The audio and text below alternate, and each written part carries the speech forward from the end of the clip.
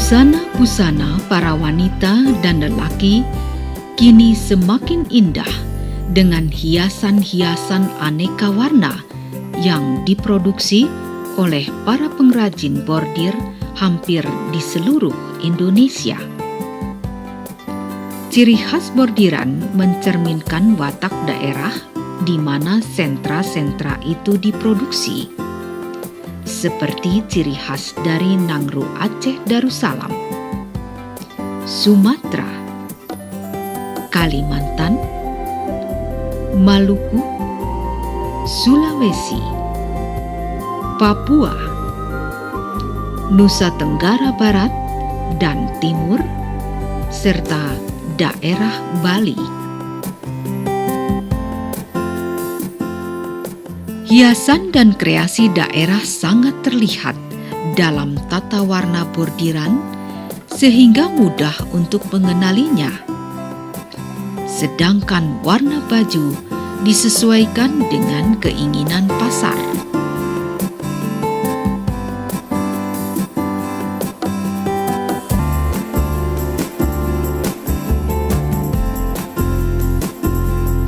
Sentra-sentra kerajinan bordir dari Tasikmalaya, Jawa Barat misalnya, cukup dikenal menembus berbagai pasar nasional, bahkan sampai ke luar negeri.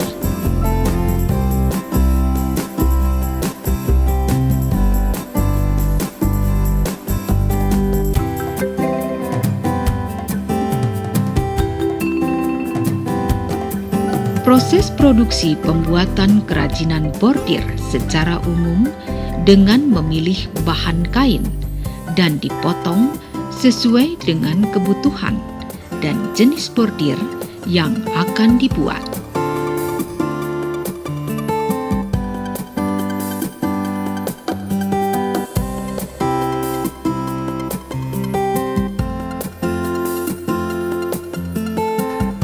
Teknologi pembuatan kerajinan bordir dari teknologi yang bersifat tradisional dan teknologi modern.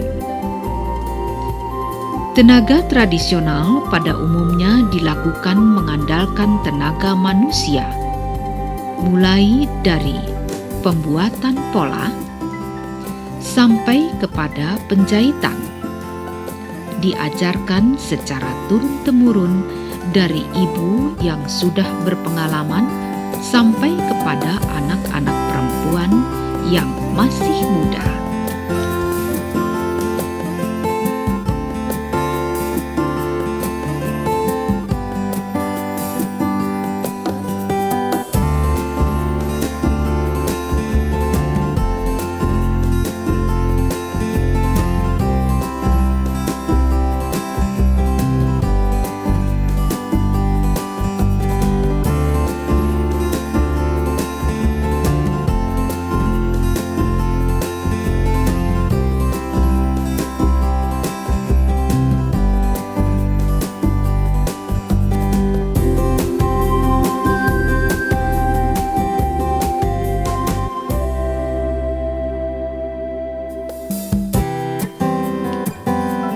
Aneka warna kain yang akan dibordir biasanya disortir terlebih dahulu, dipilah, kemudian dipisahkan untuk diproses.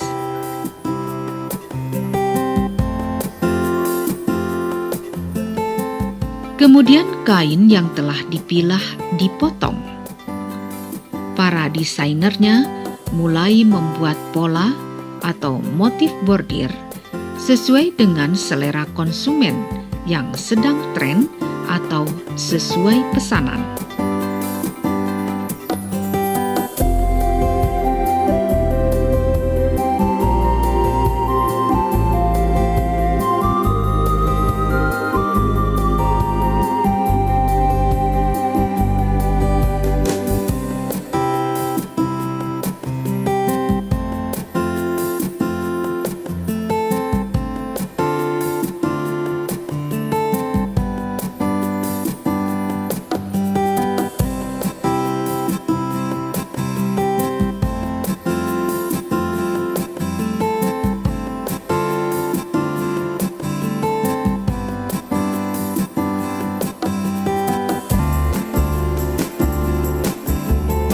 Kain-kain yang akan dibordir biasanya polos karena para desainernya akan mulai melukis dan menggerakkan jari-jarinya untuk membuat motif gambar yang sudah dibuat, yang dikerjakan dengan sabar dan ketelitian agar hasil produksinya indah dan rapi.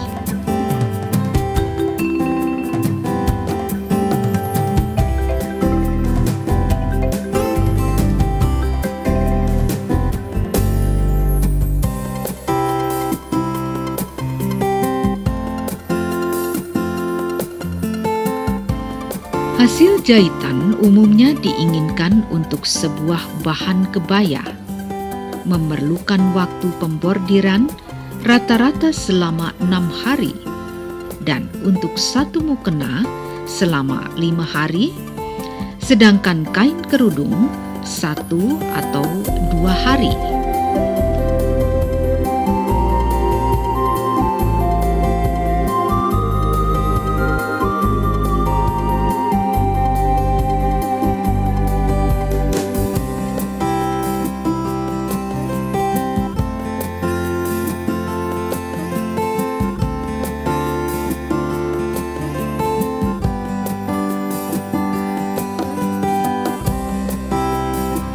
Bahkan pengerjaan untuk kebaya bisa memakan waktu 2-3 minggu.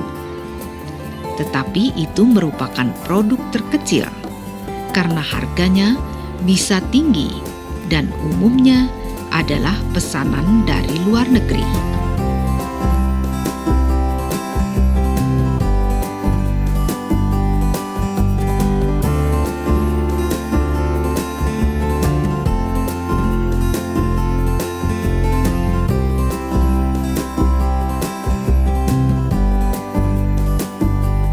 Kain yang sudah dibordir selanjutnya dirapikan.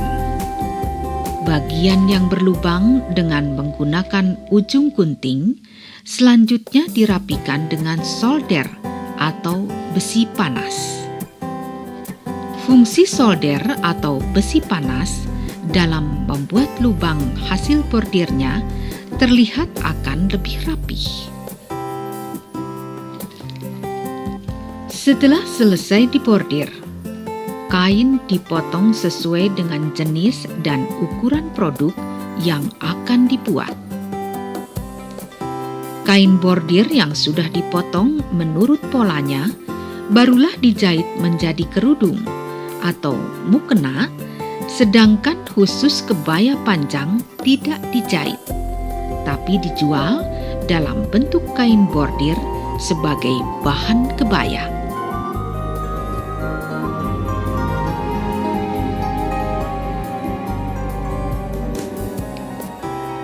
Produk hasil dari kerajinan usaha bordir dirapikan dan dikemas dalam plastik yang telah diberi label perusahaan. Misalnya, para pengrajin ini mengemas kerudung 10 buah dalam satu kantung.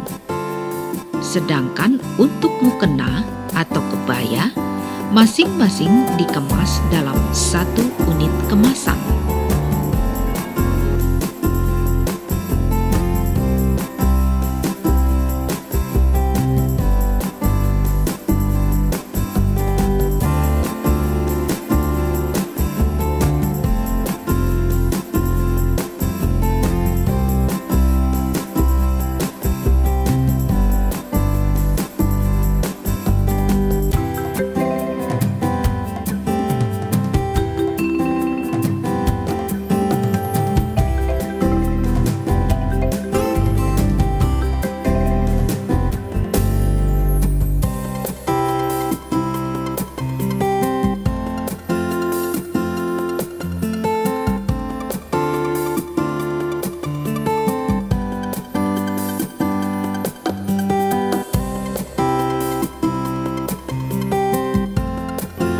Usaha kerajinan bordir yang menjadi sasaran program Iptekda Libi di kota Rembang, Jawa Tengah ini telah memberikan keuntungan bagi masyarakat. dari aspek sosial ekonomi merupakan usaha yang sangat menguntungkan, hanyalah berbekal kemauan, keterampilan, keuletan, dan ketekunan. Apalagi kalau pembinaan dalam bentuk teknologi dan modal diberikan untuk meningkatkan usaha mereka.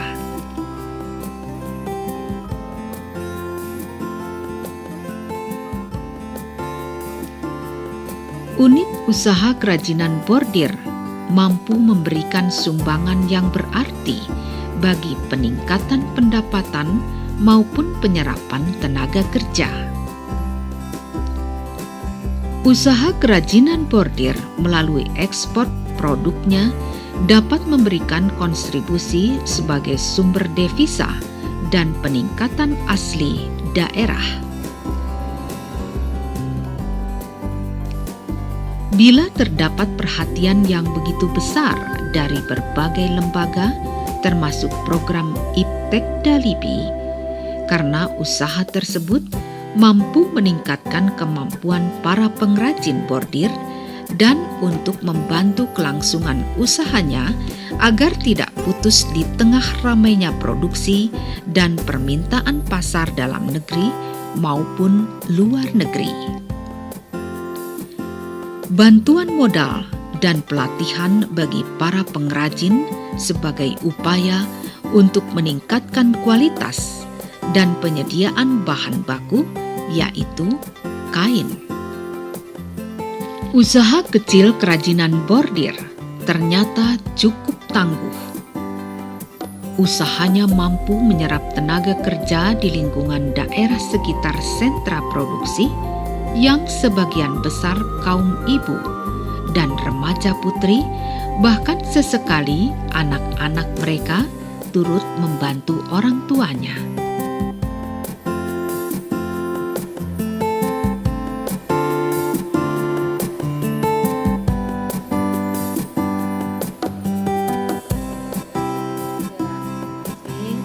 Tahun 2004 dan berjalan hingga saat ini.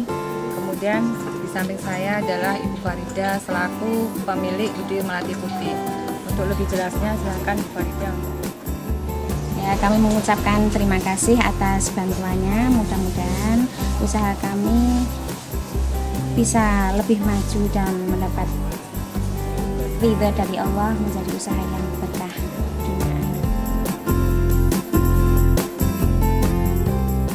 Mereka memiliki tenaga kerja tetap, seperti pembuat pola, tenaga lukis atau desainer, dan tenaga pemasaran. Biasanya digunakan tenaga harian atau borongan. Usaha itu cukup menggembirakan bagi masyarakat di daerah sekitarnya. Yang jelas, usaha kerajinan bordir telah memberikan tambahan pendapatan bagi pekerja dan mengurangi pengangguran. Adanya tenaga kerja harian yang dipekerjakan pada usaha kerajinan bordir juga membagi pekerjaan dengan mereka yang memiliki mesin jahit untuk mengerjakannya secara borongan per unit kerudung, kebaya, atau mukena. Siklus yang menguntungkan meningkatkannya usaha kerajinan bordir turut mendorong usaha lainnya yang berkaitan langsung dengan usaha bordir, seperti pedagang kain dan benang, serta jasa pendidikan, kursus-kursus menjahit bordir, dan usaha di sektor pariwisata. Bagaimana dengan hasil industri mereka? Apakah memiliki peluang ekspor? Jika itu pertanyaannya, biasanya terdapat jaringan yang sudah berjalan cukup baik, sebab pasar hasil bordiran ternyata memiliki peluang ekspor ke negara tetangga Singapura dan Malaysia. Mereka diikut sertakan dalam pameran-pameran produk-produk kerajinan di luar negeri, sekaligus menjual produk dan kontak dagang. Tumbuhnya usaha kerajinan bordir seperti di Kota Rembang, Jawa Tengah, yang menjadi sasaran program Iptek Dalipi, memberikan kontribusi terhadap meningkatnya pendapatan asli daerah (PAD) yang berasal dari berbagai sumber restribusi ataupun pajak penghasilan. Oleh karena itu, pembinaan dan bantuan teknologi atau pelatihan bagi mereka yang sangat diperlukan agar usaha kerajinan bordir mampu menghadapi persaingan dengan daerah lainnya.